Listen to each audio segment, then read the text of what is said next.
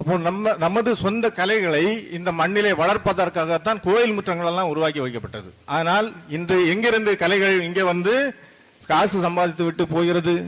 செண்ட மேளம் ஒன்று கொண்டு வர்றான். செண்ட மேளம் எங்கிருந்து வருது? கேரளால இருந்து வருது. அந்த செண்ட மேளத்தை அடிக்கிறவன் எப்படி நேர்த்தியாக படித்து விட்டு மிக துல்லியமாக இங்க வந்து ஆடுகிறான். ஆனா நம்ம பிள்ளைங்க என்ன செய்யறான்? குடிச்சிட்டு அவனை சுத்த நின்று ஆடுறான். மக்கள் பாக்குறாங்க, இளம் பிள்ளைகள் பாக்குறாங்க, அதிலும் குறிப்பா பெண்கள் பாக்குறாங்க, தாய்மார்கள் பாக்குறாங்க, இளம் பெண்கள் பாக்குறாங்க.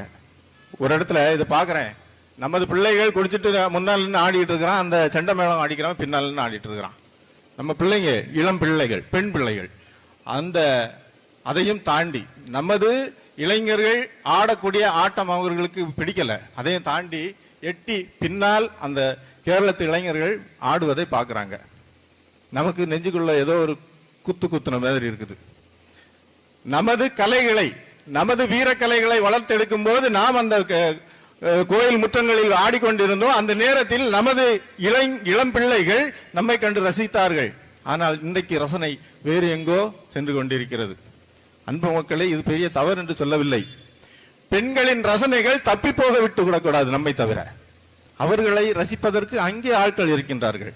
எதற்காக சொல்லுகிறேன் என்றால், பெண்களின் ரசனைகள் எங்கு பாய்கிறதோ அந்த இடம் செழிக்கும். ஒரு வீடு செழிப்பாக இருக்கிறதா ஒரு பெண்ணின் ரசனை அது. அந்த பெண்ணின் ரசனையை அந்த வீட்டில் உள்ளவன் மிக சரியாக பயன்படுத்தி சேர்த்திருக்கிறான் என்று. ஒரு இந்த உலகத்திலே எங்காவது மனித படைப்புகளில் மிகுந்த அழகோவியங்களாக திகழ்கிறது என்று கூறக்கூடிய ஒன்றை கூறுங்கள். அங்கே ஒரு பெண்ணினுடைய ரசனைகள் செழித்திருக்கும், அந்த பெண்ணினுடைய ரசனைகள் மதிக்கப்பட்டிருக்கும்.